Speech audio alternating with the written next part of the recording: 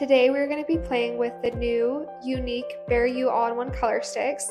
We're going to be using Madly Magenta today, and today I'm going to show you the method of applying using your fingertips.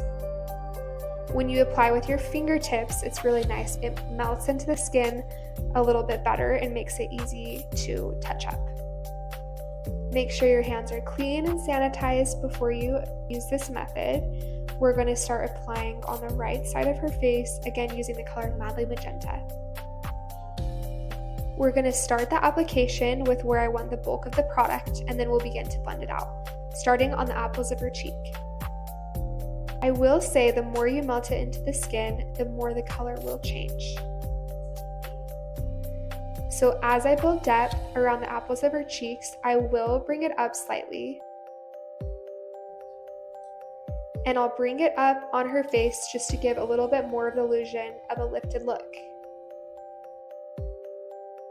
I'm not bringing it over to her nose, and I generally end it about where her nose starts. And then I'll just continue melting the edges so that you cannot see where it starts and stops, and gives for that really natural look. When you're working with different skin tones, it's important to note that the color can look a little bit different on everyone.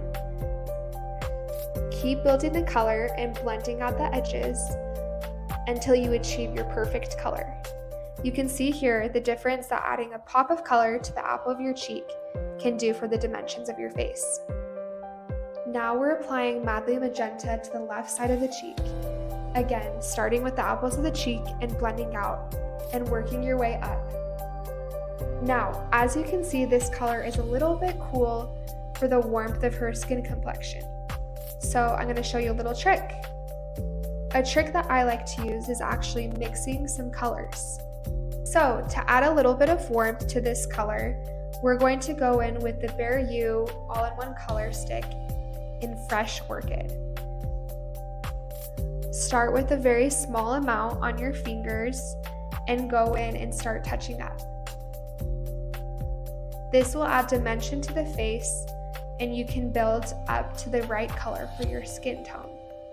You don't always have to do this, but this is a great tip if you're trying to achieve the perfect color for your skin tone.